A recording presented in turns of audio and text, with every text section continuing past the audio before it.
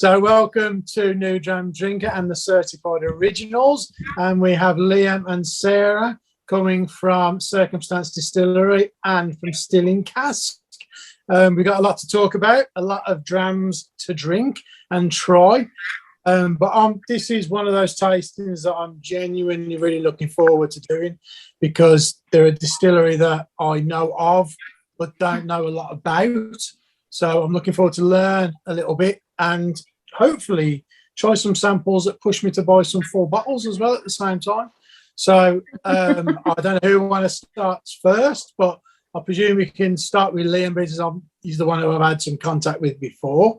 So Liam, if you want to just kick off and let us know a little bit about you guys and what you're doing, and where you're going forward from here in 2022, really. Yeah, no worries. So I'm Liam, one of the original members of the team, and Sara is actually our newest member of the team. So throw in the deep end. Yeah, exactly. You, Sara. Okay, yeah, here we are, guys.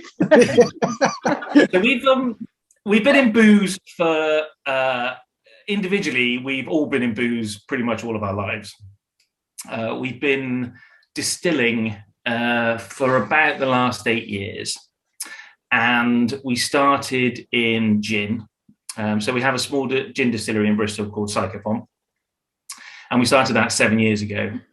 And then it was kind of a natural progression for us. We weren't interested in, just whiskey or just gin. We drink across categories: tequila, rum, pretty much anything we can lay our hands on. And all of it, kind of holds a kind of fascination for us. So gin, as you probably know, is probably one of the easiest spirits to make. So that's quite a good place to start. But it's also one of the easiest to experiment with. There's an awful lot you can do with it, and there's an awful lot of fun you can have with it.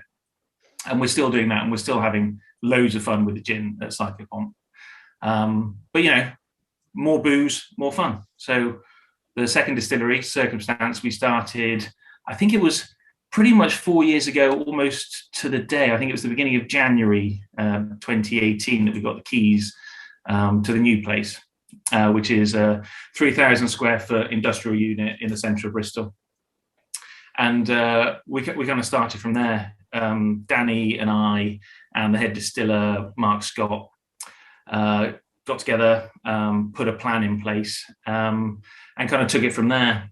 And where we are at the moment is we've been having a tremendous amount of fun with all aspects of the whiskey making process, from the grain to the yeasts, to the casks, to the blends, and I think you'll kind of see what the kind of fun we've been having with the samples tonight. And our first whiskey release, so 3 years old, is coming up this September.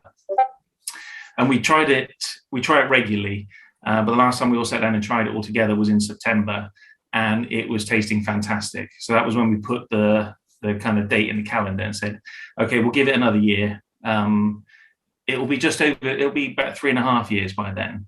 But we're pretty sure that somewhere around the September mark, we might put it a bit earlier or a bit later, but somewhere around there, we'll release the first whiskey.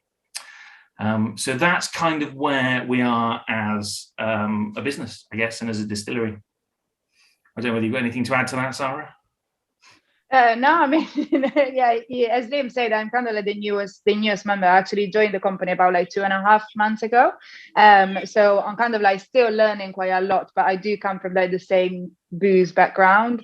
So I do love whiskey, and I love every sort of drinks and all of that. So I'm kind of just put in the deep end now, and then I'm just going to basically join you on the tasting as well. And yeah, it's just going to be really, really nice. Whereabouts in Bristol are you, Liam? So our little gin distillery is up on St Michael's Hill, which is by the hospital, by the maternity hospital and the main hospital in Bristol. And the whiskey distillery is in an area called Whitehall, which most people, even in Bristol, don't know. Yeah. The area that's next door is Easton, which some people do know, but it's kind of next door to the M32 in the centre, or fairly close to the centre. Yeah. Do you do tours or anything like that yet, or is it Oh God, no! People just get in the way. You can. We don't. We're not set up like a Cotswold or a Lakes, where they're kind of very much set up to have as a tourist attraction. Get people in. We're not set up like that. It's purely a functional space. It's just work. But saying that, anybody's more than welcome to drop us an email and arrange to come and have a tour. Right. Could you see yourselves in the future changing that so it is more focused around that, or do you think it'll always? Yeah, I mean, we have said that where we are at the moment is probably not our forever home in terms of a distillery. So we will, maybe five years down the line, we may move. We will absolutely stay in Bristol, or at least as close as possible. But yeah, when we find our forever home, we may kind of incorporate that into what we're doing. I think when Master and Malt are saying that you're the most innovative distillery, it's somewhere that people will want to come in to have a look at what you do. And it might be other distilleries doing that as well. Yeah, being innovative means kind of just everything's a bit chaotic. I think that's kind of what they were getting at. You're being a little bit, I think you've got more going on than you're letting on there. Well, there's lots of bits. There are lots of bits going on in the distillery. Like we were looking at wine is sometimes was regularly aged in amphora, clay amphora. So we were looking at what happens to whiskey in amphora, which took us down some weird tunnels. So we had all these different sized clay pots lying around with different glazes on and all sorts going on. So yes, and then there's bits of this going on and bits of that going on and half finished projects and also it's a bit chaos. Yeah. Is it the chaos you enjoy? The innovation and the different things going on. Is that what keeps it interesting for you? For me, yes, but there's a balance that we have to strike, and we have to have a kind of to be economically viable. We have to kind of rein that in a little bit and work towards having a kind of core range and a core expression that people are used to. We can't just keep going off on weird tangents. So that's what we're working towards. How long did it take you come up with the 4 whiskies, the drams that we've got in front of us tonight? So from the get-go, really, we were looking at all the different yeasts. We were working with all the different grains we could lay our hands on. Most of what we do now, we've kind of settled into barley mashes, rye mashes, and wheat mashes, and they're going to be the kind of 3 core expressions in terms of whiskey that we'll be doing going forward. But there will always be these bits of kind of rice going on, and we were trying to get our hands on something called triticale, which nobody grows in this country. Corn, we've been doing some bits with. Not really enjoyed the corn, but that may feature somewhere in special releases in the future. So from the get-go, really, we were looking at all grains and all yeasts. Nothing was kind of excluded. Yeah. And how big's the team that does all this? Well, it feels like it's mostly me. No, there's 6 of us. There was 6. Danny's just buggered off to New Zealand. So yeah. Oh well, we've got Sarah's. No, but you got me now. You're back to 6. Yeah, you're Danny. That's right. So yeah, there's me and Sara, and there's Oz and Mark down at Circumstance that do all the production down there, and then we've got Matt and Steph up at Psychopomp doing the gin and the events up there. So yeah, we're 6 in total. So small team. Yeah. And Sarah, how has it been so far joining the team? It's been very good. I think because we're such a small team, everything is pretty much like hands-on. So you are kind of like involved in every little process from from the mashing to seeing what is in the fermentation tank to the bottling and labeling and all that kind of stuff. So it's been really, really interesting. And I actually joined in November, so I kind of like just went into the chaos of December and Christmas and all of that, which was a really good way for me to learn. So yeah, no, it's been very good so far. Awesome. And you mentioned like the bottling and labels and things like that. I think one of the things that people notice a lot with your kind of bottles is the labels, because it's very kind of minimal, isn't it? But there's a lot of information on there in a not usual way, just through a lot of numbers on the label. So can you just talk us through maybe a little bit of the idea of that and what the numbers mean? Just because there might be some members here who don't know what they actually are. Yeah, so we haven't got the bottom. So that's one of that's the barley release. So yeah, that's the kind of, it is very simple. There's not a lot going on there, but it is very bold. And the numbers down the bottom, we were trying to strike a balance between giving information and being completely transparent without putting loads and loads of stuff all over the label.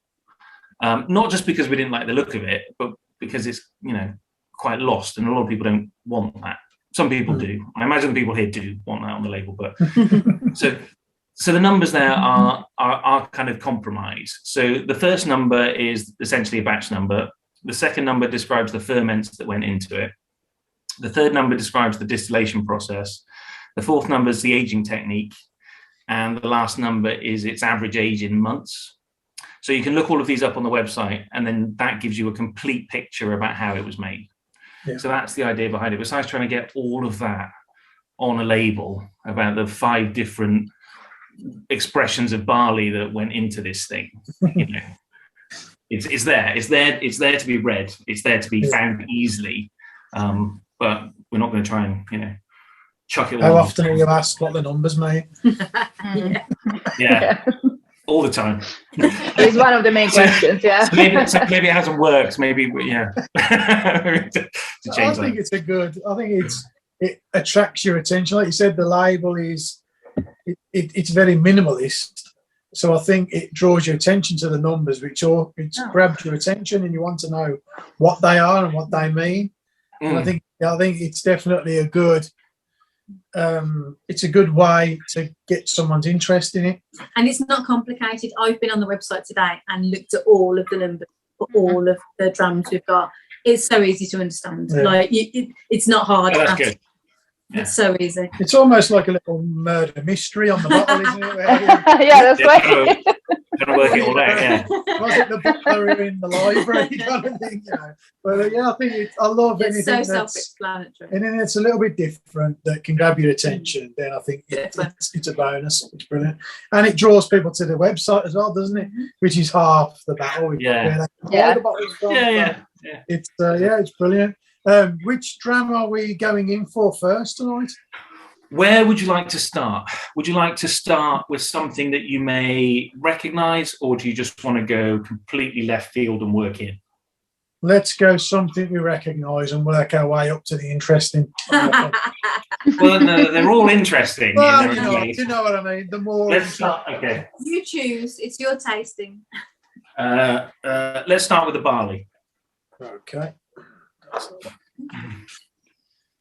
So you should have all received a 70 centilitre bottle in the post. No. Sorry, I sent the wrong one. It was just in my box then, was it, Sarah? That's really good. Yeah, exactly.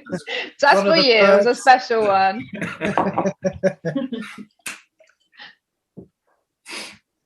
Right. So this is purely barley. So we're starting from somewhere that we're all going to recognise, and then I'm going to move away from that almost straight away, because there's 5 different expressions of barley in this. It's so our core range has kind of settled on using a mixture of malted and unmalted barley, which we really love. It's kind of reminiscent of Irish whiskey without the kind of oats and things. Gives it a great mouthfeel. So pretty much we're not going to produce a single malt, and we don't have a single malt, and we're not going to produce a single malt. Everything's going to have this unmalted barley in. So everything that we're going to produce is going to be a single grain whiskey. This one, however, has the malted barley, the unmalted barley, and then we went a little bit odd and went with a chocolate malt, a brown malt, and a smoked malt.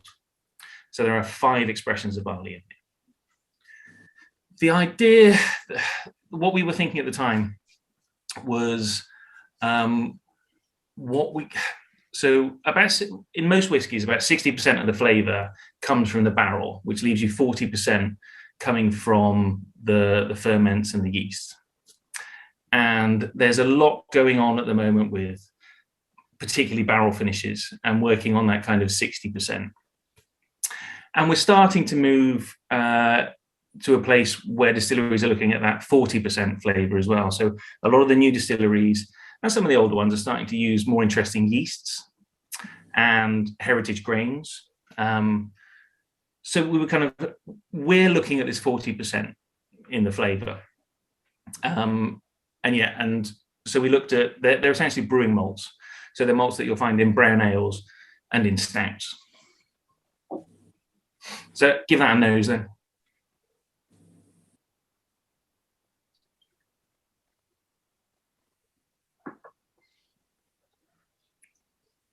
And once I tell you about the chocolate malts and the smoked malts, I think it all starts to kind of make sense. Mm.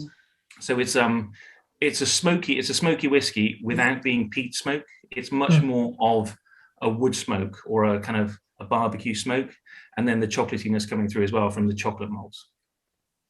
So I think there was only about 15%. We've had this before with like whiskeys that have got like a chocolate note. We always tend to struggle to pick chocolate out. We try our hard, but it's one of those notes we really struggle with. I don't know if anyone else does or whether other CEOs kind of can pick chocolate out quite well, or cocoa. But unmute yourselves and let us know if you easily pick out chocolate or cocoa in whiskies. Sure, Alan would. Someone's getting toasted popcorn. Someone said popcorn. Yeah, no, like chocolate's something I usually can pick out, but then there's a lot of whiskies that claim to have chocolate notes in them, and those are the ones I tend not to find it in. If I find it. And if a whiskey claims to have chocolate in it, I tend to like go, oh, nope, not getting that. But with this, Thomas, the prominent note in this one is, for me, is the chocolate. It is, yeah, very much. And the proportion of chocolate malts in this is actually quite small. I think it's around 15% when it was all blended together. So it was two different ferments and casks that were blended. So yes, it was only about 15%. So it's not a huge amount, but it is a strong flavour. It's quite an inviting nose.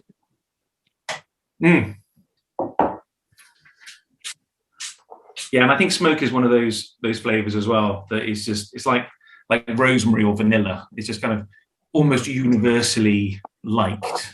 Yeah. Catnip. Tom, can you get chocolate, Tom? What are you picking up on the nose? Well, I was getting the toasted popcorn.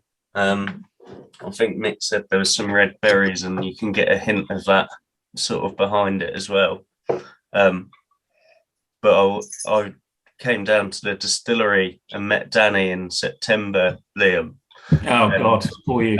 And it was like Charlie in the chocolate factory with just machines everywhere and big open vats of things fermenting. And I thought it was really good, like really interesting.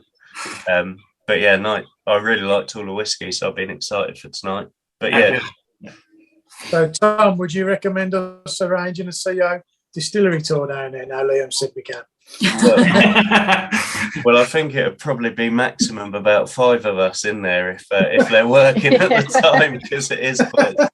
It's small, it is small. Apparently, I had someone down who was just to come and have a look around. Who'd been around Bimber, and said we were bigger than Bimber though. So. Oh, right. Oh, really? Oh. Yeah. 14 people in Bimber. We did Yeah, a tour there and we had 14 of us. we can do that.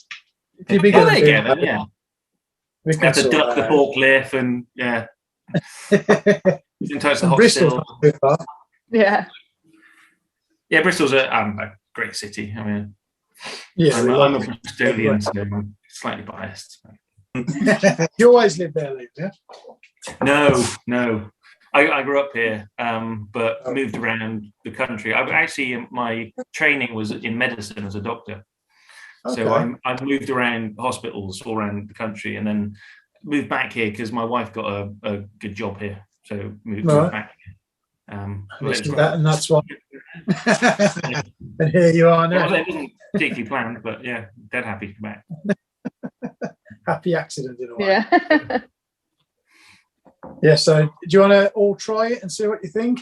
Move on to the palate. Someone there was picking up the kind of fruity note. That's the kind of fruit. The kind of I get that kind of fruit from the barley moat, the barley essentially from the barley when it's young is quite fruity for me. So I think that's where the kind of fruits come from. I would say that comes across as probably higher than the 43% on the palate, to be honest, for me. I'll check it with the hygrometer. But and I'll do like a higher ABV, to be honest. So that's quite a bonus for me.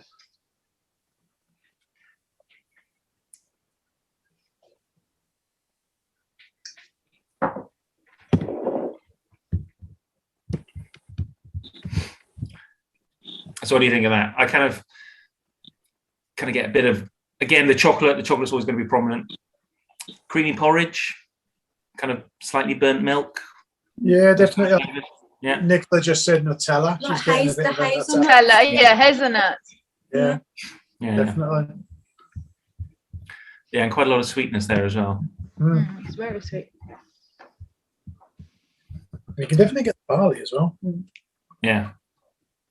It's young, and we're not worried about the flavour of the new make coming through because the new make's awesome. So, yeah. And we were slightly worried actually when we first started, and we were trying the distillates in the casks, on a regular basis. The great fruity flavours from the barley were getting lost, and they were disappearing quicker and quicker. And we were quite worried. We were thinking, we need to pull these things out of cask relatively early, which we probably will end up doing, just to keep some of that great kind of fruitiness in there. Yeah. So is there a certain note from the new make that goes through all of these, or does it vary quite a lot? For the barley, yeah, there is a fruit note, and it's particularly because the yeast we use can bring a particular fruit note, and this one, if I remember rightly, we definitely use a French saison yeast instead of a distiller's yeast. It's a French saison yeast. I think there was a mead yeast for part of it, and now that can give fruity flavours, and another ale yeast, and again, quite fruity flavours. Yeah. Are these all available in full bottles still, or are they sold out? Or no, these are all Yeah, I've available. still got some. Yeah. How much would this be for a full size bottle, Joe? No idea. No. It's about 44. Something like that, isn't it? Cool. Okay, we put a link to the website anyway in the chat. So if anyone's interested in buying a bottle or having a look at it, just head over.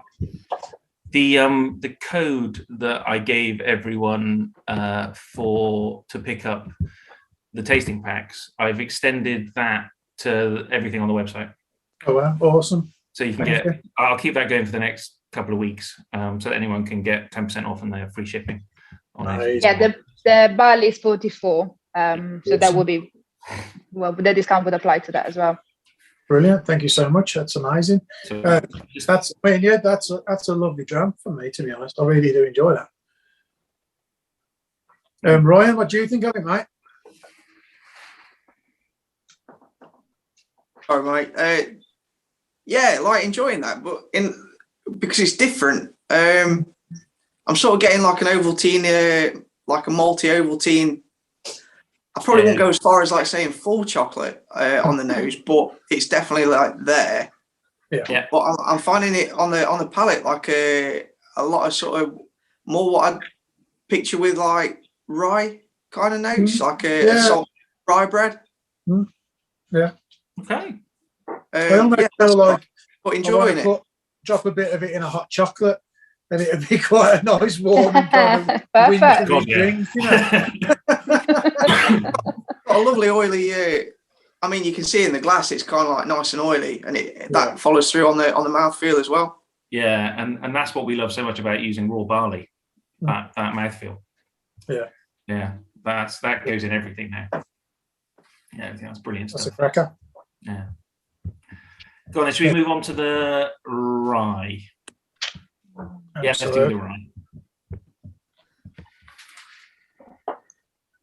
Do you think you would ever release your new make on it as a new make? If anyone was interested in it, I think these days, there is a bit of a market for new make, to be honest. Because I think people like to genuinely try the backbone of what your kind of whiskies are. So I think there's a lot of people who, just from doing the tastings we've done over the last couple of years with the COs, I think when we've done tastings and new make has been one of the samples, it is a good starting point to be able to then grow, from that. So I think definitely there's a market for it, personally. what we could do that might work quite well is because we have the three core grains, the rye, the barley, and the wheat. We could do like a tasting pack of those three, which could be a lot of fun. Yeah, definitely. Yeah, I think anything that's different. I think the COs would 100% enjoy that if that's something you do. We've in the had future. that before with other brands. Yeah. Definitely think about it. I would. It's a new make seems to be like a new kind of left of field kind of tasting thing with whiskey. So I would definitely give it a go. Well, I think a lot of people, like I said, the kind of the 40% of flavour that's coming from the new make as opposed to the barrel, is dead interesting. And it's often not often neglected. It's less neglected now. But traditionally, it's always been about the barrel. But, so hence new make is quite interesting. Awesome. Right, Sarah, We'll make one. Sarah, We'll do one. I've only got a tiny bottle of rye. I know. I'm really sorry. I know. Me too. But So we're on to the rye. I wish I got a big bottle for myself. Then. You can get 10% off, Sarah, if you go to the website. And if you use your staff discount, you'll get 11%. So there you go. I mean, yeah, so lucky. We shouldn't actually give you the 10%, Sarah. What is that? I got 1%. Yeah, 1% staff discount. Great.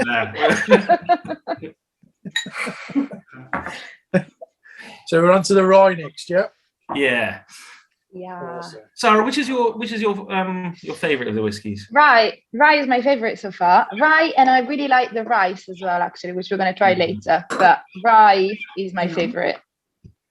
Do you want to tell us about it, or do you want me to? No, you go. I don't think I'm ready yet. So you go.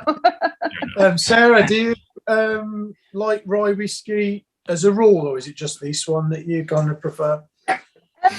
Out of all of the four that we have in front of us, definitely prefer the rye. In general, yes, I quite like it. I like a kind of like sweetness to it. So it's something that I kind of like enjoy. But out of the four that we have, definitely that is my favorite. And after trying these one, because obviously when I started, I kind of like had a few different ones to try. And out of the range, that's definitely the one that kind of like stood out the most. Which it was really, really tasty. Awesome. Excellent. Can I ask you a question, Sarah? Mm-hmm. Is that really hard when you join a new company to like get up to speed really fast? Like, I would feel the pressure to be able to almost in a blind tasting be able to pick which out. Like, do you know what I mean? It's like you got a bit of catching up to do. Did you feel like the pressure, or was it just good fun? It was kind of like a mix of both, to be honest. It was really good fun because I got there, and then they literally just like try everything, and Yeah. I asked loads of questions, so everyone was really welcoming, and they kind of like answered everything for me, so it was great. But then at the same time, you do have like, Liam, Mark, and us, that they know everything. So I'm just go there, be like, okay, cool. I don't know anything about this. Can you just tell me something? So I'm kind of like, still learning, which is great. But so I would say it's a mix of both. But yeah, definitely a little bit of pressure is there. So I would feel that. Yeah. Doing great so far. Yeah, and I just tried to throw you under the bus as well. So I know, yeah, exactly. But just like, come on, just go and tell us about it. Like, whoa. That thinks, you know what? There's worse jobs in the world. Yeah. Oh yeah, 100%. Yeah. So You're okay till Liam switches his microphone and camera off, and we all just look at you. yeah, exactly. I'm like, all right, there we go, guys. Suddenly Liam freezes. Don't. Right, back to the whiskey. So this the mash bill for this one is 51% rye and 49% malted barley. So there's no definition for English rye whiskey, although we're working on that. But in America, it's 51% is required for rye whiskey, so that's what we stick to. And for those of you that know a bit about the process of making whiskey, distillers hate working with rye because it's so damn sticky. So, and the more rye you put in it, the harder it is to work with. And we got it up to 51%, and that was enough. Not going any further for our sanity. So yeah, and this was I can't remember what yeast this was. Oh, this is a mead yeast as well. So there's some fruity flavors coming through there. We used a bit of distiller's yeast to bump up the ABV as well. And I should say our fermentations are long, which is becoming it's becoming more. You hear it more and more that the distilleries are doing long fermentations. I think the industry standard at the moment is something 30-something hours. So yeah, 3 days. And then Neen are doing kind of out to 4 days. I think Cotswold are doing out to 4 days. Ours tend to be kind of 11 to 16 days. So these are awfully long fermentations that we do by anybody's standards.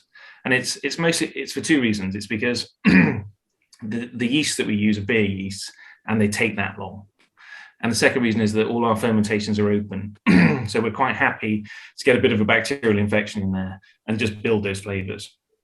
So yeah, all of our ferments are over 11 days, often out to kind of 16 days. So yeah, so this one was 11 days, this ferment. The legs on it are amazing. I mean, we were always kind of informed that it was either high ABV or age that gave it legs, but this has got kind of neither, really. Yeah. Amazing. Yeah, and this is at 41%, so it's not too strong. Now, so all of our distillations as well, pretty much the way we've settled on the distillations, our kind of house style is to use one pot, a whiskey hood, and then a 4-plate column. So it's kind of in the new world kind of way of distilling that you'll see in kind of the US and Australia and those kind of places. It's quite nice. It's a lot of the English distillers are using or starting to use kind of 4-plate columns, 4 or 5-plate columns. And it adds, I think, quite a nice point of difference between Scotch and English whiskey. So all of our whiskies are done like that. The maturation for this one, we do a lot on, or we have done a lot on spindle, and we use English oak spindles. And it's really difficult to try and make a barrel out of English oak. One, because our oak was never really managed. Secondly, because the oak tree is really knotty, and it's really hard to make a barrel out of. So your chance of getting hold of an English oak barrel are minuscule. So English oak actually gives it a bit of a spicier flavour than the other varieties of oak. So we started using spindles of oak to get the English oak into our spirits. So this one had a bit of the English oak spindle, but then we put it in a first fill ex-bourbon barrel that had been seasoned with green coffee beans, so unroasted coffee beans.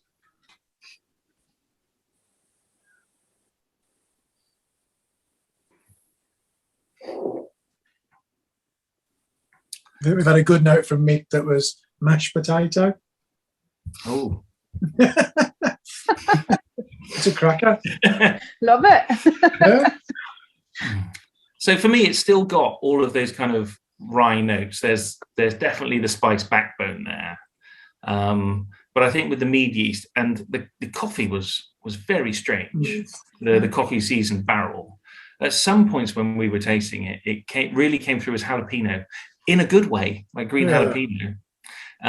That settled down and then it turned more into a kind of maraschino cherry, which is what I still get now. Lee J, what are you getting, mate, on this? Do you think? He's got the sets, hasn't he? I'm not sure I've got the same set. I won a Instagram comp last year, so I'm not sure I've got the same tasting set. What have you got? I've got I've got the third birthday tasting, but I got wheat, rye, wheat spirit, and the barley spirit, the new mate. But I also I'm a circa member. Rye, I think is the same. It is the same. Oh, yeah, the rye is the same. Yeah. Because I also got I'm a circa member. So I got a sample come through. So I'm comparing. Yes, the Chris Ale was fantastic. Thank you so much. It's really good. I'm savouring this. I'm trying not to drink too much. Well, what did we send, Sarah? What did we send? What to the Cirque members? Yeah, the Cirque Club. We sent a sample of the cask, which it was rye, if I'm not wrong. That's right. Yeah. And then what else did we send you? We sent you that and a rye. A cocktail. I got the and the Boulevardier. The Boulevardier, yeah. Which is it's the cocktail which is made with rye. So we use rye on that one. That's the one. I'm glad you enjoyed it. Seeing as you've mentioned that, I was going to come to that. Do you want to just tell members about the Cirque Club? Yeah, sure. So this is a relatively well-trodden path now of doing a kind of founders club or a members club in the lead up to your first release. So we're doing that. What we're doing though is, for a start, it's £25 for the membership. Our first release. One thing that annoys me at the moment is when people do their first releases, they're kind of £100, £150 for 3-year-old whiskey. I understand why. We've always said from the start that we're not doing that. And our last estimate was that our first whiskey is going to go out at 55, which we think is much more sensible. So the Cirque Club is £25, but you're entitled to a bottle from every release that we do. So we're expecting, so if you stay, and there's only 100 people in the club, first come, first serve. When we're up to 100, it's 1 in, 1 out. And then, we'll be releasing a barley whiskey. And then fairly soon after, we've got a wheat and a rye, we think, that are going to be ready as well. So there'll probably be 3 releases in the first 12 months. And then they'll kind of, keep coming. So as a member of the Cirque Club, you'll always be first in line. You're one of those 100 people. You're always first in line. You'll be offered them, and they're yours if you want them. And we'll do our best not to do that thing where you get charged £150 for a bottle of 3-year-old whiskey. Yeah. Yeah, and you do get special discounts and invite to events and that kind of stuff. And then every now and then we send some little things. So like the thing that we send for Christmas, so we send like a little sample of one of the cask of the whiskey that we're gonna release in September, and then a little present for Christmas. So they're kind of like lots of little things that we do for the members basically. Awesome. Is it £25 a year or just a one-off £25? £25 a year. Yeah. Cool. Yeah. Awesome. Brilliant. So if anyone wants to join, it's the same link as we put in the description. So head on over there. And yeah. You can sign up there. If there's any Sara's your new best friend. That's definitely a good idea, though. It's like you say, it's £25 is fairly minimal compared to what others charge. So I imagine you'll get quite a few. It's a balance. We're definitely because I mean it's well, we think of those 100 people as the 100 people that we're kind of closest with. So we really do want to give, you know, at least £25 worth of value. Yeah, exactly. At least there are our 100 most favourite people, you know. So we're not going to try and screw you. I'm sure people will be on the waiting list before long, don't you? Or, especially after this. So yeah, what do so people enjoying the rye? Tom, you enjoying the rye, mate? Yeah, it's very tasty. Yeah, it's you a rye fan in general, Tom? Yeah, I was drinking the Stowning rye last night, actually. Enjoying that one. Haven't dived massively into rye, I have to say, but like it's really nice to try some different stuff. I quite like sort of different whiskies. Like last night we were doing some weird ones with milk and honey, and I like the Macmillan's, like just that sort of experimentation, I guess, not being a traditionalist around it. Yeah. I've not managed to try anything from milk and honey yet. Oh, well, we're going to be doing a tasting later in the year, so you have to go and join the club for the tasting. He's a member now, mate. That's what I mean. We need to get Sara in there next. More to whiskey than what we do. I mean, we're just a very small part of it. Alan, what's your thoughts on it, mate? No, really good. I felt less crazy, Liam, when you said about the maraschino, because one of the very first notes was it reminded me of like a Hemingway daiquiri sort of thing, because like I got kind of that kind of maraschino liqueur type kind of note in it, a little bit of citrus and stuff. So yeah, like that was kind of very first thing. Then like a really obscure note, just one of these things that comes into my head. So first thing I'm going to say it was kind of like yogurt covered Rice Krispies, if that makes any sense. Yes, actually, yeah. So, I was like, really, really, really nice, and just like there was just that. There's a sweetness, but also with a kind of slight sourness in those kind of things. Yeah. Well, like there's spices there as well, so kind of got like cinnamon baked apples sort of thing as well. Yeah. You said apples, didn't you, from the start? Apples, right from the start. Yeah. There's another cracker. So this was an average of 36 months. So most of this could have actually been called whiskey. But we added some of the younger, fruitier stuff to it just to make sure we couldn't fall.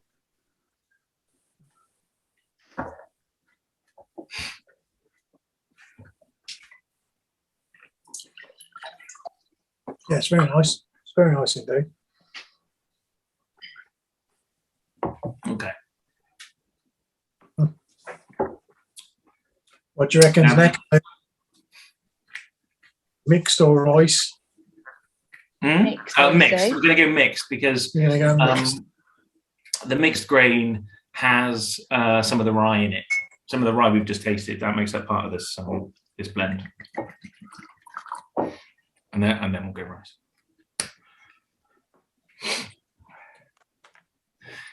So when was you were saying that your whiskey will be out in September, was it? Yeah. Yeah. You got any plans to do any festivals or anything this year around it, or? That's Sara's department. Yeah. There is a English whiskey festival that's probably going to happen in September, October, if I'm not wrong. It's not kind of like confirmed yet, but potentially we're gonna join on that one.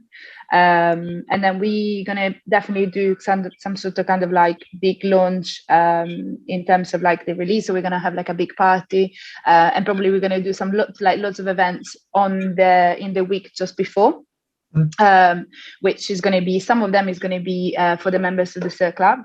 So we're going to definitely do something with them where we're going to do a guided tasting. It's going to be like a proper in-depth tasting.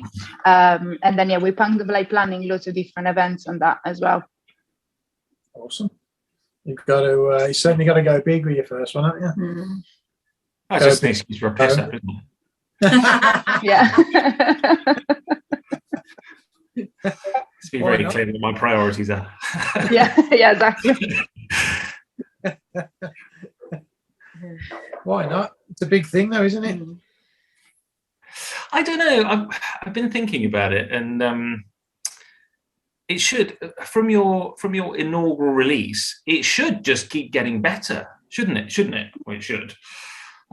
So really, that's your kind of opener, but it really, think that should just be the start, and then But the first one's always the one that people seem to hold on to, don't they? As their kind of initial step to follow you going forward, isn't it? So people always tend to have a little soft spot for your first release. I think the thing differently as well is not many brands, like their inaugural release, like we all wait for example, not many brands will have already released other spirits that has whetted our appetite. You think, actually, this is really good. Not actually whiskey, it's really good. That, I think you've done something very special there, because you've almost reeled us all in, because you're creating this little hype and excitement. And I think we all like the experimentation, or we've all got soft spots for like your traditional single malts, but there's something interesting about newer, contemporary, bit more modern, bit left of field. And I think you've hooked us in a little bit, haven't you? Oh, good. Yeah. Nice, good. Breathing us in. I can't think of anybody else that's really done that before their launch, if you know what I mean, their first. They just release stuff.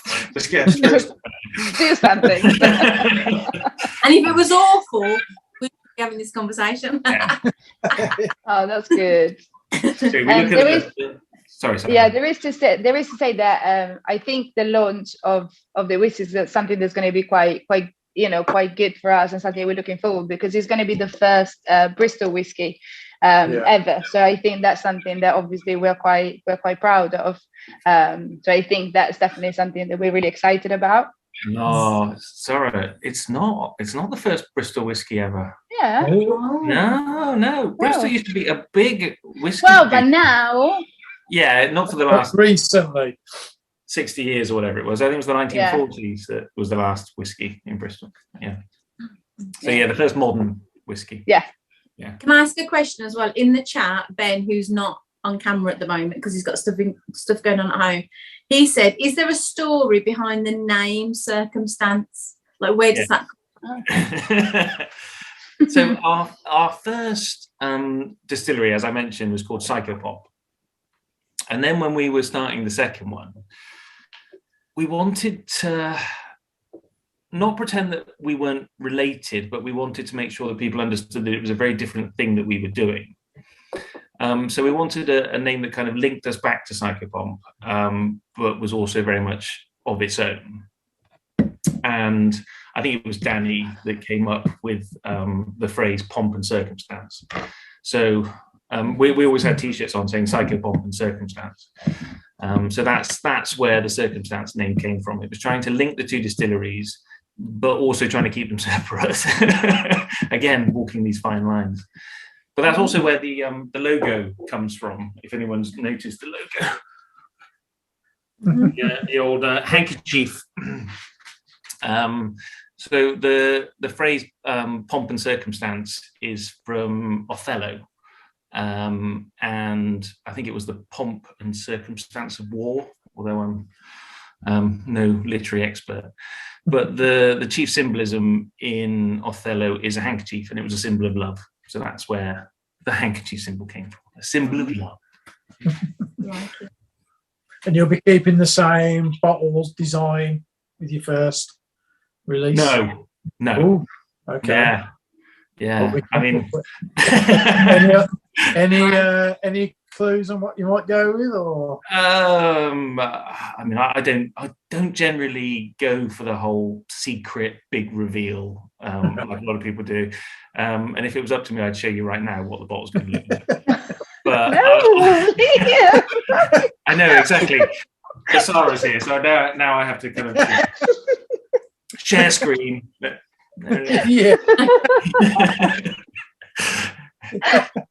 Yeah. We'll as soon as we'll get some proper images done fairly soon, and then I'll get it out. This is why I'm not left on my own.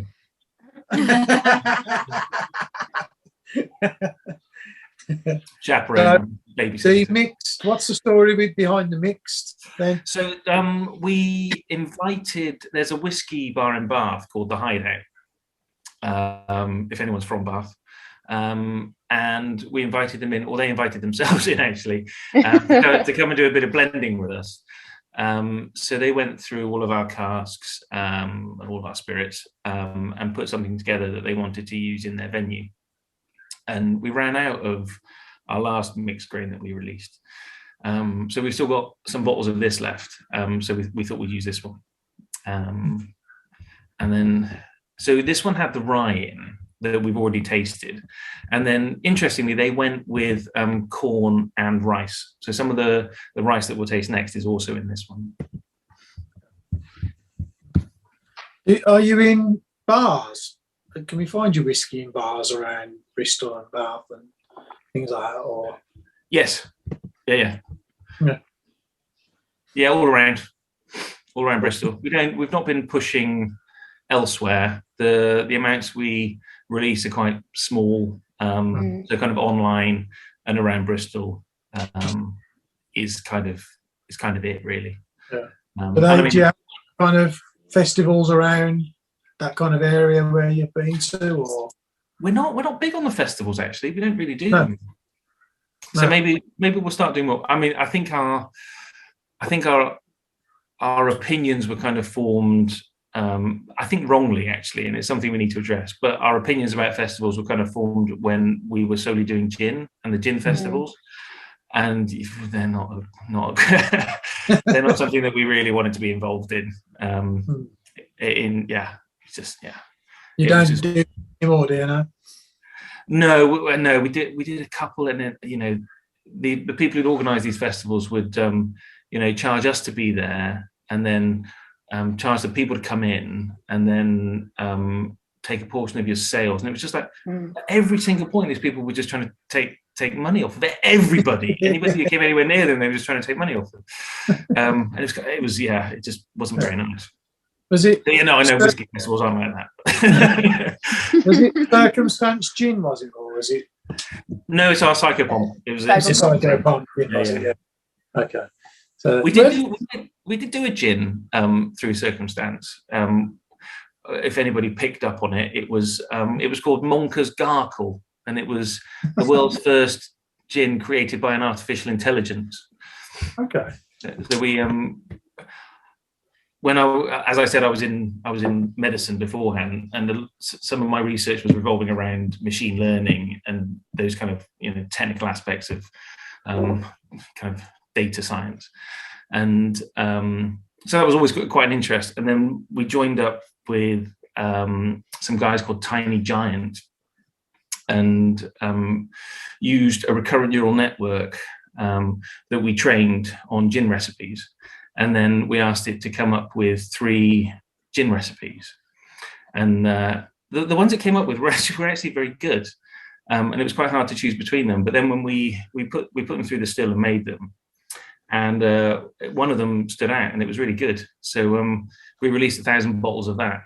And the AI also chose the name, Monker's Garkle, wrote the blurb on the back of the bottle, and actually designed the label as well. So we did the whole thing. The whole thing was AI generated. But it was good fun. It was a good project. We spent far too long telling people how clever we were, as opposed to telling people how good the gin was. So, so we didn't sell very much of it actually. We only just got through it. So it's like, yeah, no, stop telling people how clever you are. Yeah. And the goal was always to end up at whiskey, I gather. I mean, yeah. I mean, we're, like I said before, we're interested in we drink across categories.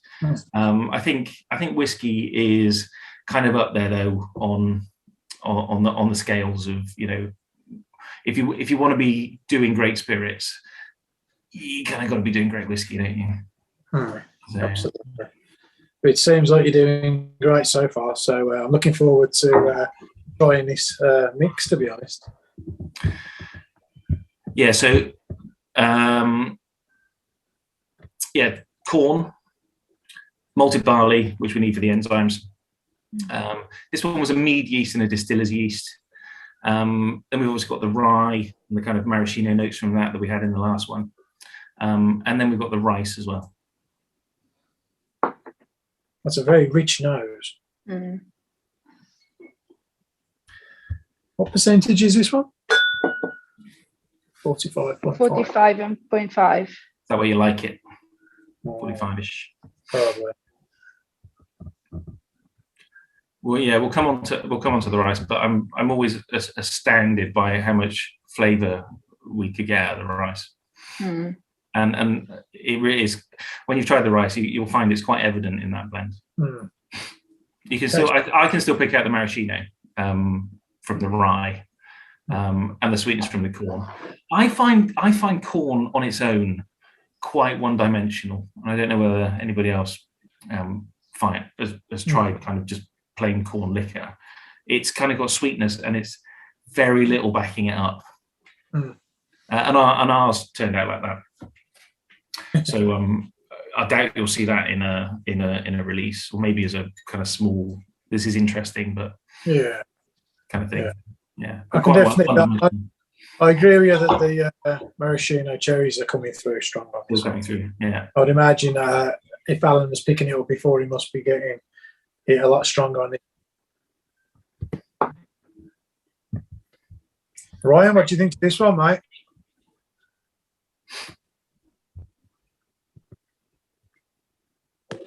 Sorry, mate. He's back.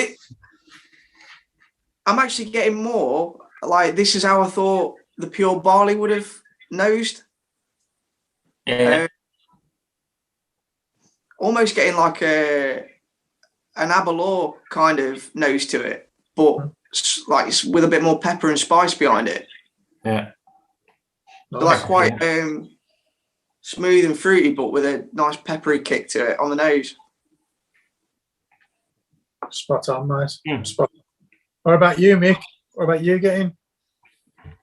Are you getting any baked potatoes on this one, or? I'm getting spice bomb with this one. Yeah. What did you have for dinner? Spice bomb with this one. Absolutely loving it. You don't want to know. It wasn't mashed potatoes. No, I liked all three, but this one, as a mix, it's just, it's more connection.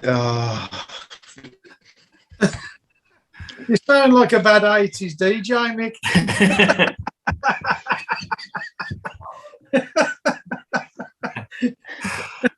Yeah. We kind of know what you're saying, mate. Put it in the chat. I think this one is sweeter. Like, I love the malt. There's definitely that lovely maltiness, but the sweetness for me is more like the sticky toffee that you get on toffee apples.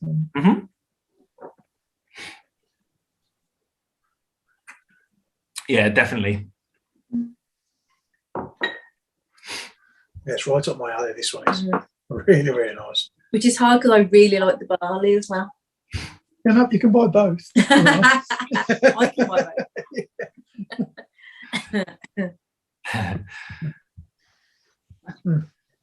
That is very nice. And you say there's some of the rice in this one? Yes. Yeah. So we'll go on to that one, and the rice is, it's completely out there.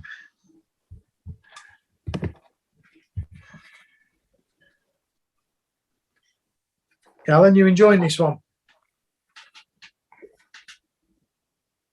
Yeah, I really am. That's probably my favourite of 3 so far, I think, as well. Yeah. Still getting that maraschino note. Can almost get like don't quite bacon, quite ham, almost like kind of crisp kind of note on it. Mm-hmm. And then like also getting that kind of almost like, as Nicky was saying, that kind of sugary, caramelly, almost like not quite creme brulee, but almost like something toffee-ish, but I just can't quite put my finger on it. But yeah, it's there. And then it's just a few other things I'm just not quite getting yet. There's notes still to come out, which I like. My drams get more and more to offer. I love that sort of dram. It's just one you can just sit with and just keep getting more and more. Yeah. Is this your first experience of Circumstance, Alan, or have you tried them before? It is, yeah. I hadn't had it before. That's always nice, isn't it, when you can try something new? Exactly. Lee, carry on, Alan, go on. That was just going to be one of my questions, actually. It was in terms of like all the kind of ABVs, because they're all quite unusual ABVs, you know, like with the 41 or the 45.5, and where does the thinking come in with where some of those things are? Purely taste. We start at cask strength and work down essentially to 40, and then and then pick the one we like best. You know, it's nice having a table full of the whiskey in front of you, all at slightly different ABVs, going through them, and then you pick the one where it's shining. So yeah, it's as simple as that. So Liam, for your release in September, obviously you can't say too much because Sarah's in the chat. Where roughly would you say that will fall in the ABV category? It's going to be between 40 and 45. It might be up at 45, but it will be somewhere in the low 40s, I would have thought. Okay, thank you. We don't want to get you into trouble. No, it's all right.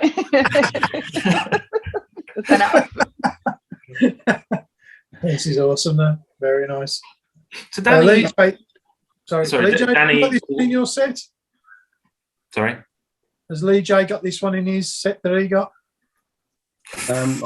no. I got a wheat new make, the rye, a wheat spirit cask sample, which is organic wheat or organic barley, and then the barley ones. I haven't got the rice in any of these, but I don't care. These are all really nice.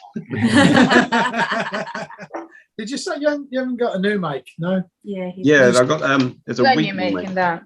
Yeah. Have you tried that, Lee J? Is it nice? Yeah. Good. Oh, yeah. I like a new make. Stop showing off. The wheats we don't have a sample of the wheat in this one, but the wheat is one of my favourites, and I think it's one of those grains that is slightly underrepresented in whiskey. You see it in quite a lot of bourbons, good bourbon, but yeah, you don't see it anywhere else, and it's gorgeous. It really adds lovely kind of. There's a bit of florality there, a bit of kind of breadiness, and it is one of my favourite grains, I think. So you have got a really broad spectrum, and I mean, even just taking the 4 that we've got here, and obviously you've had other ones as well that Lee J has boastingly told us he's got. But you have kind of got a real range, haven't you, of different things you can pick from, really. We were, like I said, is that 40% of the flavour and just coming from the grains and the ferments. It's so interesting when you get into the kind of the flavour profiles that you can generate from just the grain and the yeast without worrying about layering the barrels and the barrel finishes on top. Yeah. It tells me that you're not rested on your laurels as well. You're kind of happy to experiment and just try different things to kind of give everyone who wants to taste them an experience.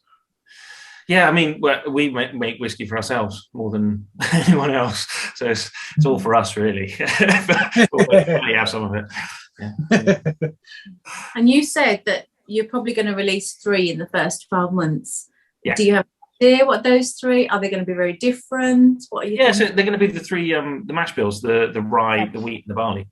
Okay. They're all coming of age around the same time, and they're all tasting great. So we think we'll do the 3 one after each other. The barley will be first.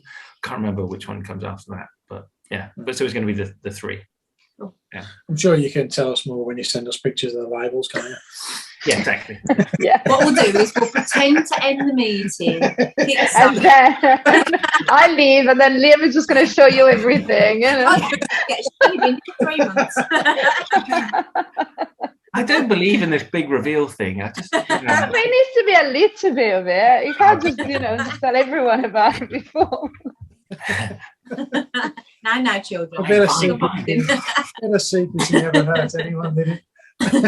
Will you let the members know before anyone else? Or? Good question. I'll try. Yeah, try and keep my mouth shut. But You got it. Might be a Zoom chat for just members and reveal it to them. There is a newsletter that goes on for all of the members, so probably going to have some secret information for them before. Liam, she's good, you know. I know she's She's making it up. That's why she babysits me. So everyone enjoyed the mixing. Give us a thumbs up if you enjoyed. Yeah, awesome, nice.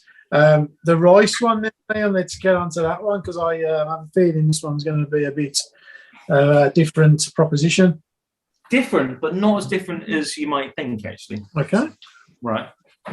So it's still grains, and it's still wood aged. Yeah, definitely. Aniseed instantly. Instantly. Oh, licorice.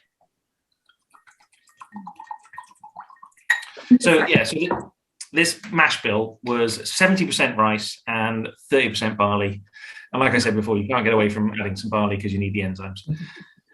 Unless you add artificial enzymes, which we'd rather not do. So 30% malted barley. This one was a 14-day ferment, 2 weeks. And again, this was a mead yeast, a British ale yeast, and a distiller's yeast.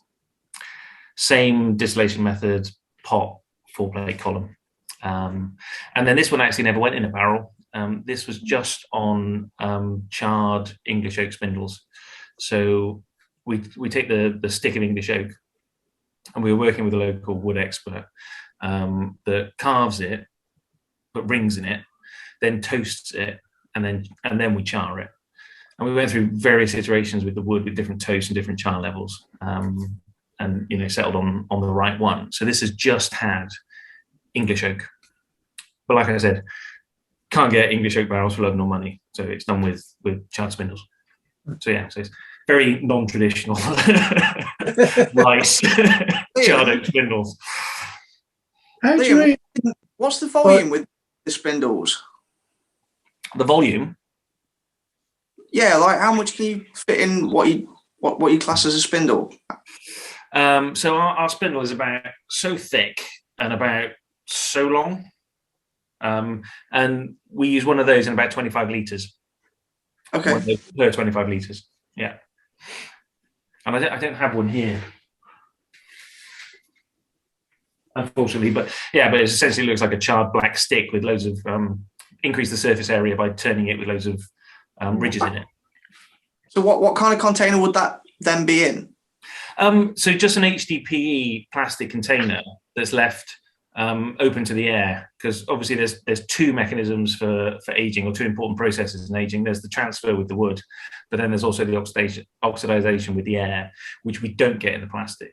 So a lot of the times that we've aged on spindle, we've also put it in an ex-bourbon cask for the oxidation.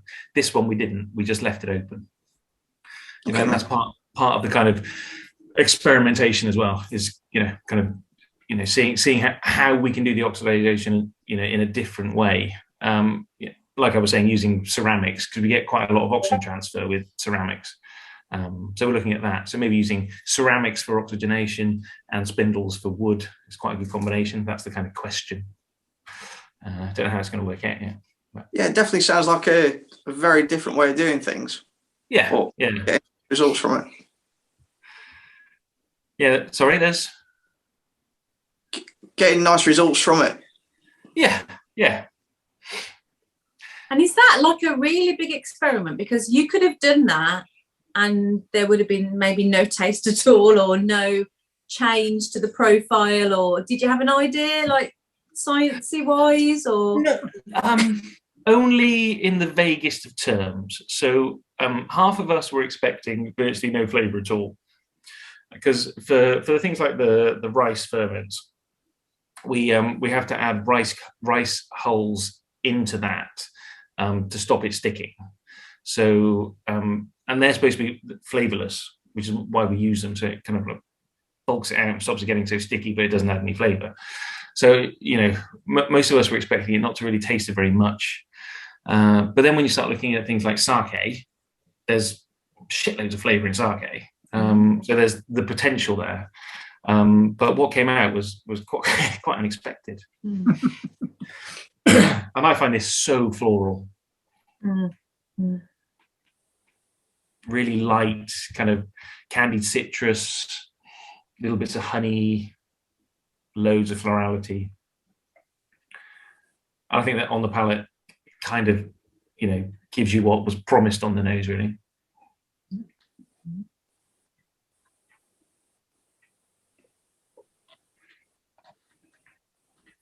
You could sit and talk about this. I think you could sit and talk about it, like in a bar. Do you know what I mean? And you could just savour this and talk about it and talk about it and talk about it.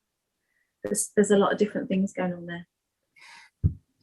Is this a good one for you, Sara? I really like it, yeah. What we do most with this one is put it in a highball. So we try not to take it too seriously, but mix it with soda. I think I like it on its own, yeah. Yeah, but the florality, just really kind of comes through. It's wonderful, really good. Yeah, it's really, really tasty. It is. Tom, what do you think of this one, mate?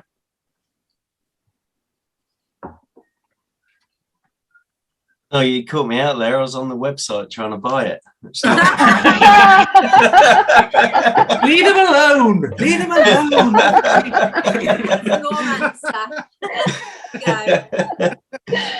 Which probably tells you all you need to know. Yeah, I really like it. Oh, good. I'm kind of resigned, so I'm going to buy a bottle. I've joined the Cirque Club just because I'm an hour and a half up the road.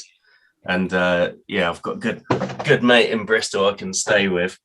Yeah, there you go.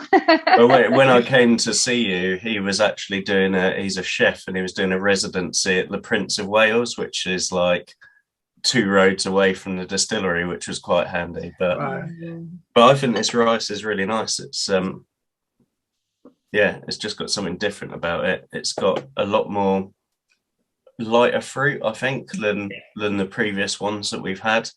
But yeah, I think it's every one of your whiskies, and I think it must be your still, which is quite an interesting still, which I can share a photo if anyone else is interested later. But I think that must be what's given it this like really buttery mouthfeel that I get on every one of your whiskies, and that's why I'm like, I really like them. I just think they've just got such a nice mouthfeel to them. And they're still each still is individual, and they do develop their own character over time, depending on what you're doing with it. So and I think you're right. I think ours has developed a particular mouthfeel. Yeah, I think it's brilliant, and I think these guys, I tell you, I visit a lot of distilleries, and I did really think it was an interesting still and setup that you've got going on there. So yeah, very impressed. Good. There's got to be there's got to be a Cirque CO tour coming up here, hasn't there? I think if you're a CO and a Cirque member, you get to come on the tour. Can we have t-shirts? Yeah, I love making There's got to be something. We've got to arrange something, Liam and Sara. We've got to have something on the. We're not too far. Yeah. We're only about an hour away from you. Yeah. Let's do it. We can do that. We've stopped in Bristol a few times, so we can. Always happy to do that. Tom's got a mate. Oh, yeah, we'll just sleep on the floor. Actually, on a serious point, if you're a member of the Cirque Club, you can stay at Sara's house. So. Oh yeah, that's part of it. I actually just bought a house, so that's the whole point, you know. Be careful what you wish for, Sarah. on the floor, guys. But you know, we've had a few of them stop at our house, and it's never been the same. No. Yes. I was going to say we had a sleepover at yours in the summer, didn't we? But is there any more of the rice available? I know it's not on the website at the moment, but is there any more? Sarah, we have some, don't we? I think we definitely do. If not, I share a link to the Sagapon website, and you can get it from there as well. One sec. There you go, Tom. You'll have a bottle in the bar in no time. I can feel my wallet vibrating on the desk. Don't forget to use your discount code. I haven't yet. I won't have set it up on the other site. So if you want to, time for clicks. I'll wait for a bit, Lynn. Or I can just refund you 10%. I can do that. Okay, cool. Well, once the link's in there, then I'm sure I'll be clicking by. But I'll add it. I'll add the code to both sites, and I'll check the rice on the Circ website. I didn't realise it wasn't there. Just give us a. The rice is on there, so you can also get it through here. Can you put it in the chat? Yes. If you just let people know in the Discord when it's about to end, Liam, so that they can just get in if they want to. Yeah, I'll put it all in there. Yeah, it's nice when you're actually a member of the Discord. You can you can actually let people know yourself. Yeah. Yeah, if you don't mind me being there, I'm basically just going to do the hard sell on everybody. That is the plan. And we'll do the hard sell. Every man or woman for himself in the Discord. It's a two-way street.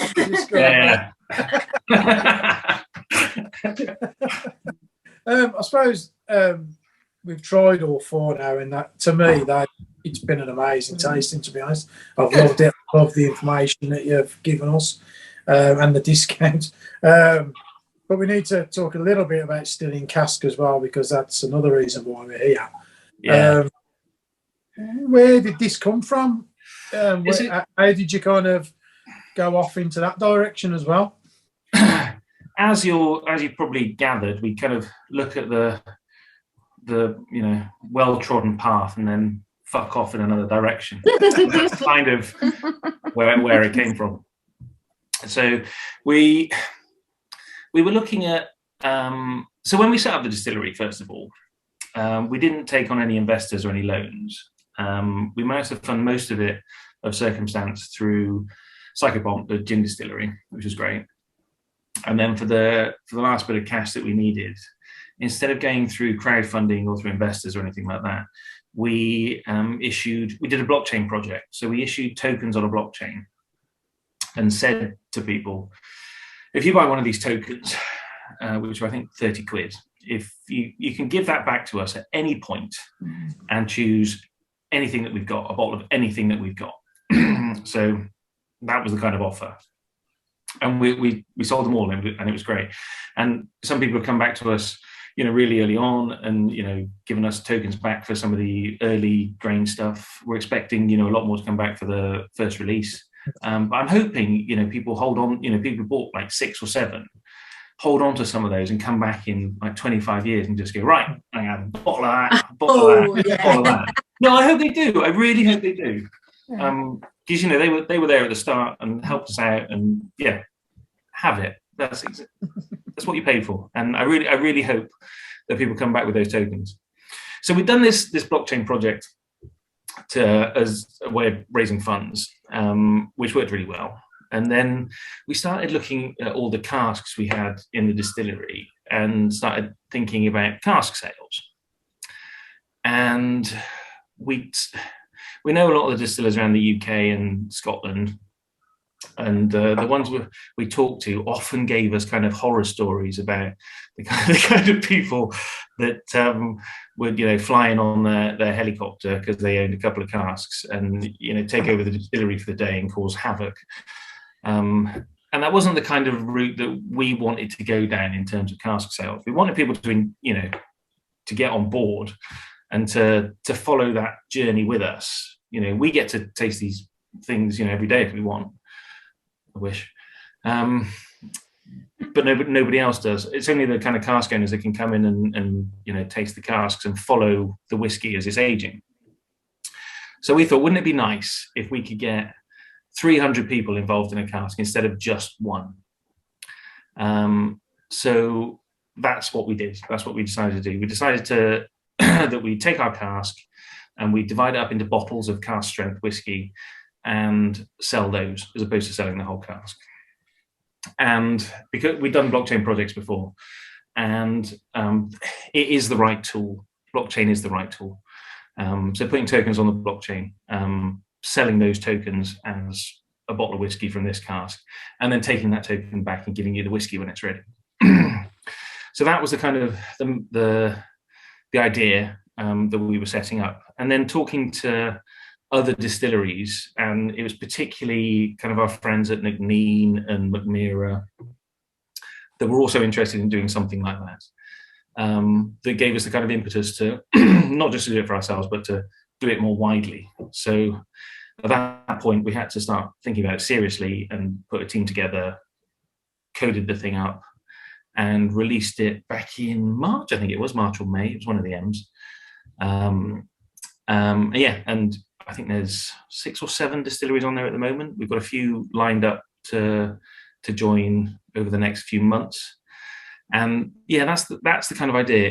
It's an easy way and a cheaper way of getting involved in cask whiskey and following, casks from your favorite distilleries until they're ready and until they're bottled.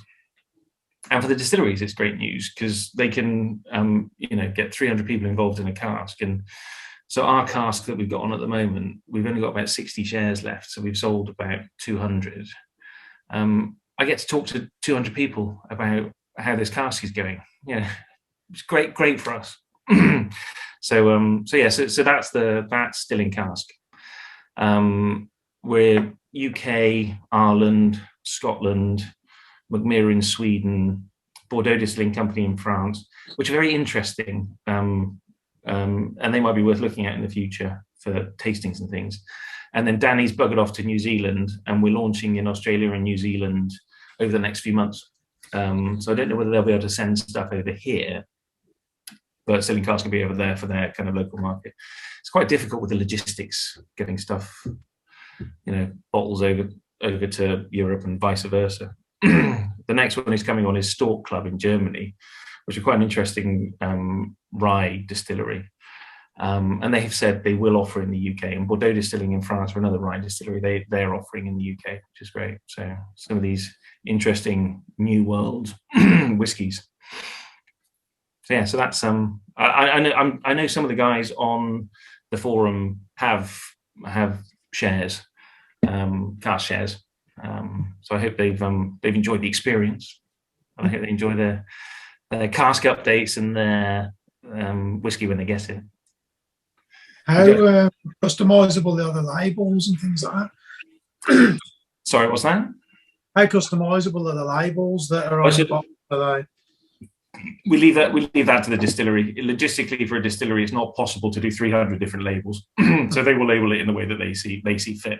But it will be, it will be a distillery label. It won't be a lowland malt or whatever. It'll be a Macnean or a whatever. Awesome. Is it? I imagine that's quite an exciting project to be a part of. Yeah, it is. It is good fun, and we get to talk to all the different distilleries, try, bring them on board about what they're doing, find out what they're doing, and there's so many. A lot of the distilleries are doing really interesting stuff now, and hopefully something like Stilling Cask will give them an impetus to be even more experimental. So they can do, they can take on a heritage grain that they know might be quite niche, but there might be 300 people in the UK that would be interested, and they can put it on Stilling Cask and make it a viable thing to do, to carry on experimenting, carrying on trying to improve things without the kind of risk of, well, it's just one barrel. What are we going to do with one barrel of whatever? We've put a link in the chat where people can check out what you're doing on Stilling Cask if they're interested. And we had a question come in. What blockchain is it? Stellar Network. Stellar Network. I think it was Jack who asked that. So I hope that answers your question, Jack. Yeah. I don't know anything about blockchain whatsoever. When you say blockchain, it's just here, blah, blah, blah. I know nothing about it. But you're going to have to get used to it. You're going to keep hearing it. Do you think it's going to be a big part of life in general, or just it already is, Billy. It already. You know what? I got a number plate, mate. I don't need anything else. Yeah, it is. I mean, it's a really good technology that has been around. What was it, since 2000? Whenever the financial crisis was that 2007? Or was it later? I can't remember. But it's becoming mature. It is mature now. And the US, I think, have just said that they're looking at releasing a US dollar that's blockchain based as a kind of digital US dollar. Yeah. Venezuela's been using it for ages, but they're a bit nuts. Ukraine are about. I think they were working with the Stellar Network to release their currency on the network. China's already doing it. There's already a digital. I've forgotten the currency. Anyway, one of them. The digital one of them. They've been around for quite a while now. So that's the way that the world's moving quite quickly. Yeah. Cool. Am I right in thinking it's just like a bank transfer that's governed by private PCs rather than bank PCs and stuff like that? Is that a very kind of basic way of thinking about it, or is it completely wrong? It's a distributed ledger, and the way Zach, one of the guys in Stilling Cask, the analogy he uses to explain it is that if you had a Word document and there was a copy on my computer and everybody else on this call's computer, I could make changes to that document, but you'd all have to say that change was okay. So it's distributed and it's validated. So I can't make any changes on my own. So if I'm sending a Cask share to someone, it's validated by everybody else on the ledger, and it's transparent. Anybody can look and see that was transferred there. So it's secure, it's transparent, so, awesome. And distributed, which is good. And it's the way forward by the sounds of it. Yeah. You'll be using it for many years to come. Is there anything else? 2008. There we go. Lehman Brothers, 2008. Yeah. So 2007, 2008. Yeah. Is there anything else you'd like to say before we call an end to this tasting, which has been amazing? Just thank you for having us, really, and I hope we can do it again sometime. It's been more our pleasure, I'm sure it has, mate. I think if people would like to put in the chat maybe their order of preference, that'd be nice. That'd be good. Do that. Yeah, that'd be nice. This will be interesting. It's really like you'll get a diverse answer. You do. Let's bring the But chat. it'd just be really good. Like we've done this before, where people say which was their favourite, like what order. Have a look. So do 1, 2, 3, and 4 in your order, or by name. Let's see what you think. I'm going to go.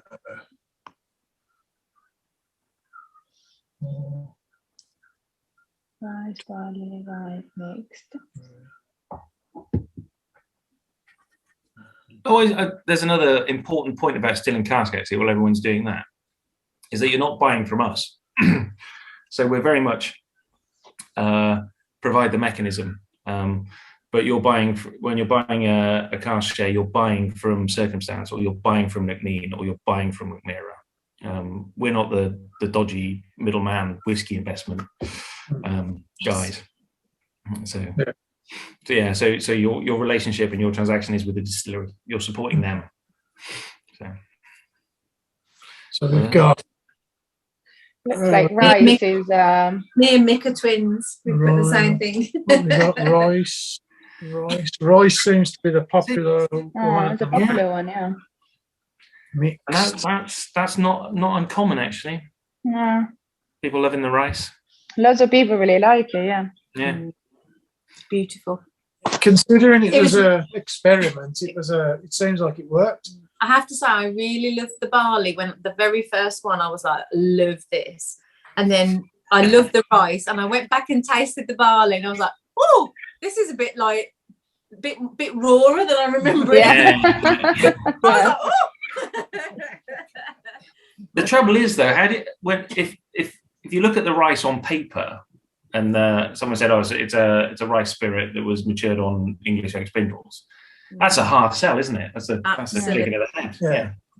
Yeah. But you probably wouldn't buy a bottle off the explanation of it or the description, would you? But now we've tried it, and Tom wants to buy every bottle you've got left. Absolutely. Yeah. Obviously. And just judging by this tasting, it's gone down really well. Yeah, I mean, all we can say really after that is thank you guys for your time. I mean, we've took up nearly over an hour and a half of your evening. It's been a pleasure having you join us, to be honest. Yeah. It's nice. Thank you for having us. It doesn't end here with Liam. He'll still be. No, I'm around. Yeah, I just want to squeeze in one last question, if that's okay. Yeah. It was just a more curiosity than anything, Liam. It was just about the Stilling Cask kind of thing. Yeah. And it's just when people go down that route, when they do a kind of cask share type thing, and they don't go down the independent bottle route, when it's a very similar thing where you you get a cask and you're basically essentially selling bottles from it. Yeah. What's the kind of thinking when you're going down, I'm going to just do shares rather than I'm going to become an independent bottler? What is the thinking behind, like, I'd rather do the share thing rather than become an independent bottler? What's the thinking process? Because it's a journey, basically. The bottling is the end of the journey. And as someone that's in a distillery every day, I get to have that journey, which is a load of fun. And like I was saying, it's only the people that can afford full casks that get to do that as well. So that's the reason why. Get people in early, get them on that journey, and it's a lot of fun. It is a lot of fun. Yeah. Dram, Mick wants to know what your Twitter names are, guys, so we can stalk you. Follow you. I don't. My personal ones. You want to follow me personally? Oh no. Stalk me personally. I'd be very flattered if you. I was just writing the circumstance one, but wisely. Can we have your inside leg measurements as well, please, Liam?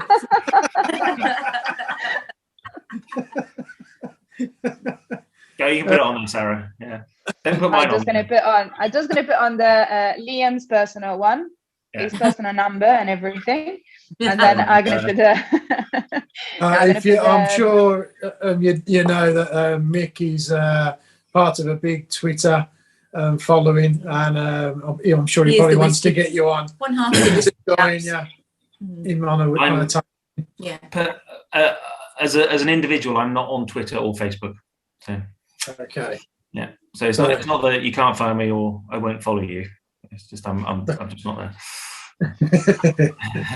Mick will talk you into it. Mick will set you up an account, and then. Just Facebook as a company.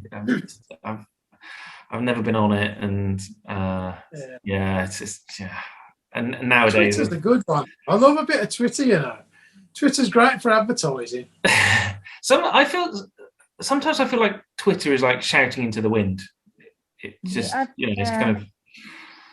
It can be. Who else likes Twitter on here? Put your hand up if you like Twitter. You're a Twitter fan. Ryan's just like scrunching his nose up. Ryan's an Insta man, that's why. Insta I can get more behind. I've had more free whiskey through Twitter than anywhere else. So I guess in that circumstance, it's worth signing up. It works. You don't want to see the pictures of Ryan on Instagram, trust me. Ryan takes nice photos as well. Ryan takes good photos, Ryan. I got your back. Lots of lycra on Ryan's Instagram, and there's only fans is even worse. Yeah, and you're thinking of my OnlyFans, mate. Oh, sorry, mate. I get a mix up. I take it you're a subscriber.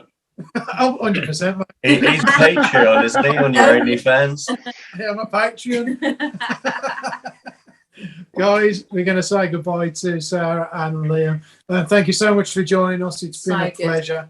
It's been a great tasting, to be honest. 4 amazing drams. Good. We cannot wait to try your release in September. I'm sure maybe if we can buy a bottle and do a swap or something and try and get another hopefully we can do a tasting tasting going. when we do it. You can put Yeah, definitely. Put a bottle aside and put some 25 mils out or something. That'd be cool. Brilliant. Definitely. Awesome. We'd love that, guys. We'll let you get off. We will stop recording in a minute. Yeah. Thank you so much for your time. Thank you to everyone. We're going to do Thank you, guys. we're going to do a crap chat, which is a club room after party chat now, so you can either hang around or leave. It's up to you. Well, Liam can join because he's part of the Discord. Sarah can't. Okay. Quick, you've got time to go to the website. No. Liam, if you can just get rid of the labels for the September bottle wall. Yeah, exactly. He's just going to go and get it now, basically. Don't tell anyone. What's 14 in this chat? Yeah. Okay, guys, we're going to call it an end to the recording. Thank you very much, guys. Thank you so Thank much. you.